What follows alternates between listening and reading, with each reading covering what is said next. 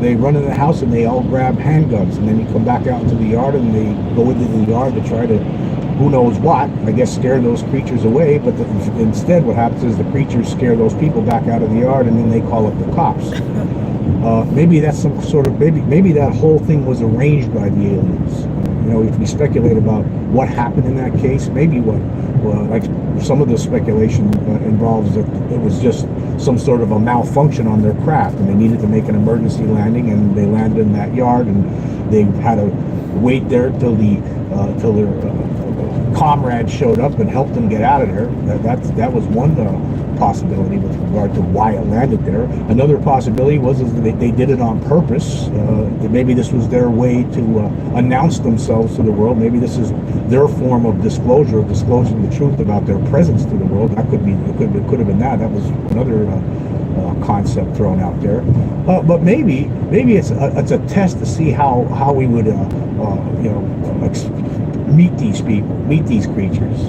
How would we deal with them if we're face to face with them? And obviously, you see what happens when we're face to face with them. We go grab handguns and then try to chase them away, or who knows what. So that's what I think. I think some of these things could have been tests. Like for instance, the Hopkinsville case from 1955, and I did bring this up one time before. 1955, August. It was actually August 21st and 22nd, I believe. August 21st and August 22nd in rural Kentucky. And here's a little article. This is from Fandom, weirdwildcreatures.fandom.com. I will leave the link for this so you can check it out for yourself. And it says here, nobody really knows exactly what the Hopkinsville goblins are or where they came from. These small, human-like creatures are said to share characteristics of both ghosts and aliens. The goblins have supposedly made brief contact with humans, and people claim to have witnessed the visitors or the spacecraft they used on their visit to Earth. It says here that these creatures were armed but not dangerous. The goblins apparently don't attack people, but witnesses say the creatures have rows of needle-like teeth in their mouths and long talons on their hands like an eagle's. Both could be used as weapons, and they are also ugly looking. The faces of Hopkinsville goblins are their most startling feature. Huge glowing eyes suggest they see well in the dark, and their bat-like ears would be sensitive to the tiniest noises. And it says here, on August 21st, 1955, it was a quiet night at the Sutton family farm in rural Kentucky until the goblins arrived. The Suttons saw a bright light streak across the sky. A short time later, a 3-foot-tall, silver-skinned creature was peeking in their window.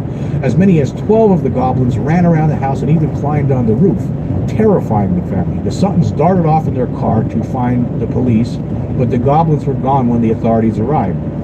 And then after, they just want to stop there for a second. I mean, the story is a very involved story. There was like 12 people, 5 adults and 7 kids at this place that night.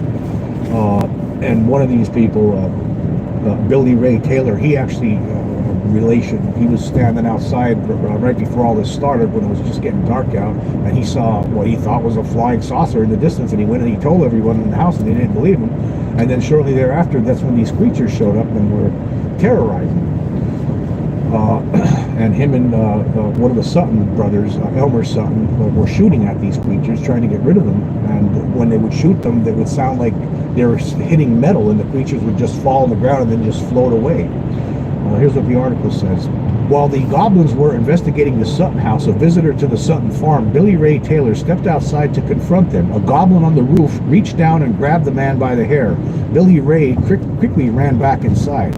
Authorities explained the goblin story by saying natural gases had been released from the ground that night, which made the Suttons see things that weren't really there. Well, I don't believe that at all. There was 12 people that saw these weird creatures floating around outside of the house. I believe that those 12 people were not having any kind of a hallucination or anything like that. I think that this really happened. There's too many witnesses. And then the article continues. It says, when the goblins first arrived at Hopkinsville, one of the Suttons panicked and grabbed his rifle. Seeing one of the creatures in a tree, he took aim at close range and shot the goblin square in the chest. The creature fell to the ground from the force of the bullet. However, the bullet simply bounced off the goblin's body. The creature got up, its body began to glow, and it floated into the air like a ghost. The only evidence left behind was a glowing spot in the grass where the goblin had fallen.